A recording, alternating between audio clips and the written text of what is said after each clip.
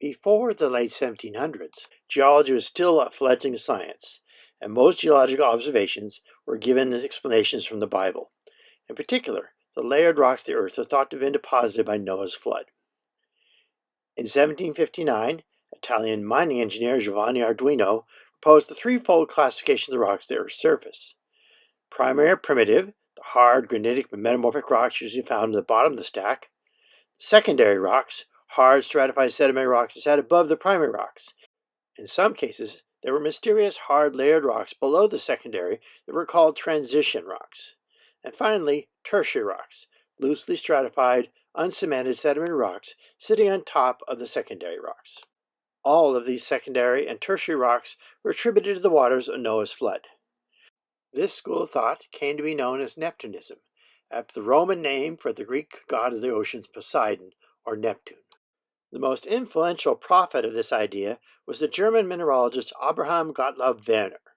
Born in 1749, he spent almost his entire life in the mining town of Freiburg in the Kingdom of Saxony and was now southeastern Germany. He became a professor of Freiburg Mining Academy in 1775, where he was apparently a charismatic and highly influential lecturer. Among his students was Friedrich Mohs, inventor of the Mohs hardness scale for minerals, and the legendary explorer and naturalist Alexander von Humboldt. The biggest problem with the Neptunist school of thought was the origin of the black rocks we know as basalt, or basalt to the British.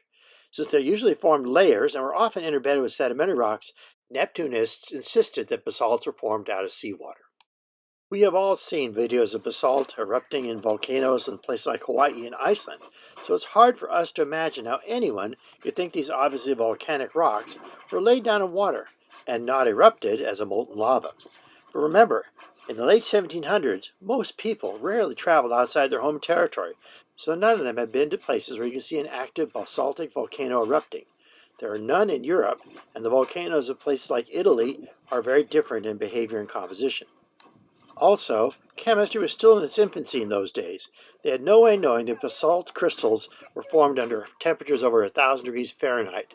Werner himself suffered from poor health and never went in the field, and it's thought he never left Freiburg, let alone the Kingdom of Saxony, during his entire adult life.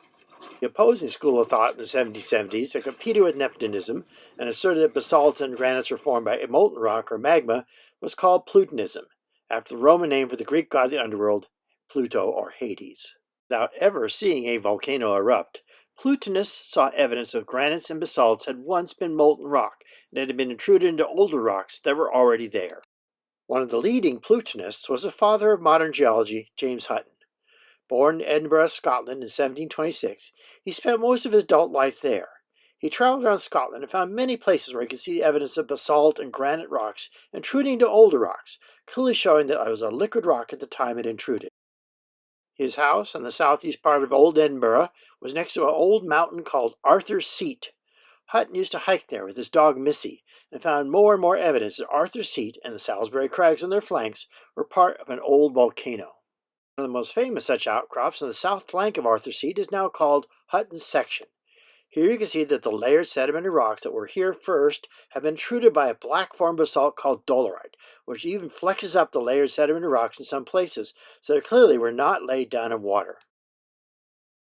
In this video of Hutton's famous outcrop, you can see the layered sedimentary rocks on the lower left. As we pan to the right, we see black outcrops of dolerite. If we get to the far right part of the outcrop there, we see the layered sedimentary rocks again, which have been flexed upward and bent by the pressure of the intruding magma. One of the illustrations for Hutton's theory of the Earth shows exactly the same outcrop, although the scale is completely wrong. In 1827, a young Charles Darwin, then a student at the University of Edinburgh, visited this famous outcrop with his professor, Robert Jameson, who had been trained in Freiburg by Werner himself. Jameson tried to make a case this outcrop could be explained by floodwaters, but Darwin was unconvinced. Another of Hutton's key outcrops was a spot in Glen Tilt, just north of the tourist trap town of Pitlochry. Here the black metamorphic rocks were clearly intruded by veins of bright pink and red granite, which must have been liquid rock when they intruded. Hutton's own sketch of the river Tilt passing through these outcrops near the Dalian-Ness Bridge shows the relationship quite clearly. All of these lines of evidence were laid out in Hutton's 1788 book, Theory of the Earth.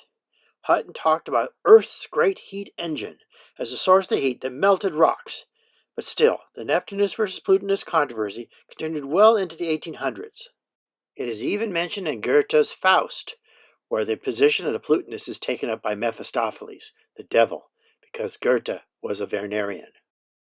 Some of the best evidence for the volcanic origin of basalt was done in the 1770s by the French geologist Nicolas Desmarais.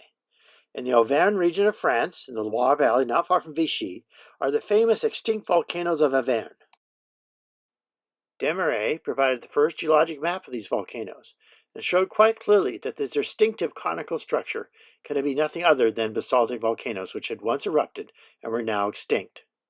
He documented evidence in old quarries of the extensive cinders that were used for paving and classic columnar jointing that often forms when basaltic lava flows cool.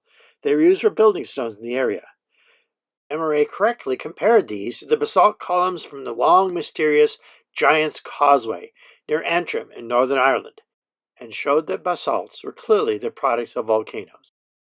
In 1774, Desmarais finally published his discoveries in a French journal, though they were not fully read or appreciated till the climax of the debate between Plutonists and Neptunists in the 1820s, when British and German geologists finally noticed Desmarais' work.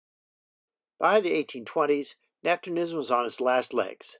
Werner had died in 1817. Only a few holdouts like Robert Jameson still promoted his views.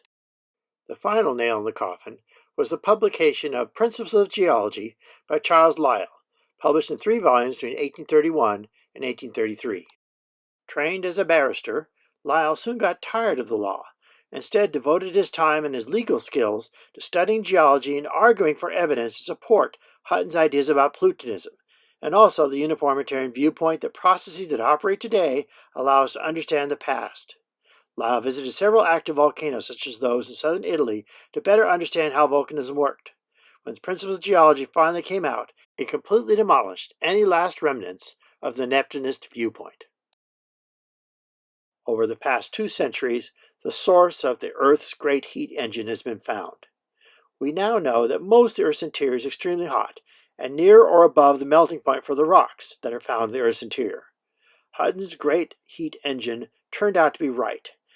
No legitimate geologist takes the story of Noah's flood seriously anymore.